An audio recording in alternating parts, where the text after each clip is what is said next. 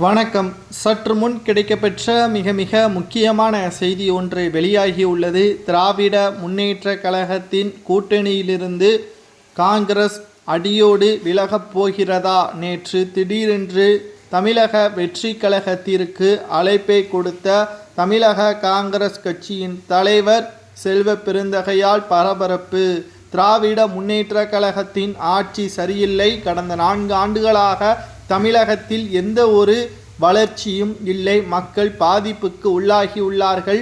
கொலை கொள்ளை சம்பவங்கள், குறிப்பாக கள்ளச்சாராயம் குடித்து 95 நபர்கள் உடல் ஒட்டுமொத்தமாக உயிரிழப்பிற்கு காரணமானவர் முதல்வர் ஸ்டாலின் அவர்கள்தான் என்றும், ஆட்சியில் அதிகாரத்திலும் பங்கு இல்லை, இனியும் திமுகவின் பின்னால் கைகற்றி நிற்பதால் காங்கிரசிற்கு அவமானம், தமிழக வெற்றி கழகத்துடன் கூட்டணி வைத்து கொண்டால் ஆட்சியிலும் அதிகாரத்திலும் பங்கு கிடைக்கும், இதனால் திமுகவின் கைக்கூலியாக காங்கிரஸ் இருப்பதற்கு தேவையில்லை என்ற முடிவை தான் தற்பொழுது காங்கிரஸ் கட்சியின் தலைவர் செல்வ பெருந்தகை அவர்கள் முடிவெடுத்து நேற்று இரவு செய்தியாளர்களது சந்திப்பின் பொழுது விஜய் அவர்கள் தமிழக வெற்றி கழகத்துடன் கூட்டணி அமைக்கலாம் என்று தெரிவித்திருந்தார்.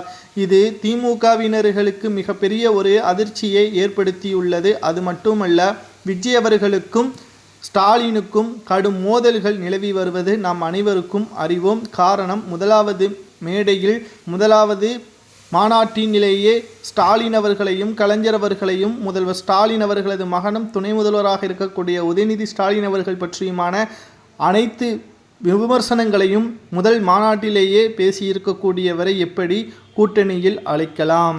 அது மட்டுமல்ல, மக்களவையில் மட்டும்தான் இந்தியா கூட்டணி தேவை, மாநிலங்களவை சட்டமன்ற தேர்தலில் தேவை கிடையாது. 2026 என்பது சட்டமன்ற தேர்தல் தான். அப்படி இருக்கக்கூடிய நிலையில் தமிழக வெற்றி கழகத்துடன் காங்கிரஸ் கூட்டணியை அமைக்குமானால் திமுகவிற்கு எதிராக களத்தில் இருக்கக்கூடிய ஒரு சூழல் உருவாகும். இது திமுகவும் காங்கிரசும் இருக்கக்கூடிய நட்புறவு முறிவு ஏற்படும் என்ற தகவலும் தற்பொழுது வெளியாகி உள்ளது. திராவிட முன்னேற்ற கழகத்திற்கு பெரிய இடியாக கூட்டணி கட்சியை தற்பொழுது முன்வைத்திருப்பதால் கட்சிக்குள் சலசலப்பு ஏற்பட்டுள்ளது. திராவிட முன்னேற்ற கழகத்தின் ஒட்டுமொத்தமாக கூட்டணி அதிகாரங்கள் 2026 13 கட்சிகள் இருக்கக்கூடிய திமுக கூட்டணி சுக்குநூறாக உடையும். இதனால் தமிழகத்தில் மிகப்பெரிய ஒரு மாற்றங்கள் நடைபெறும் என்று தமிழக பாஜக தலைவர் அண்ணாமலை அவர்கள் கூறியுள்ளார்.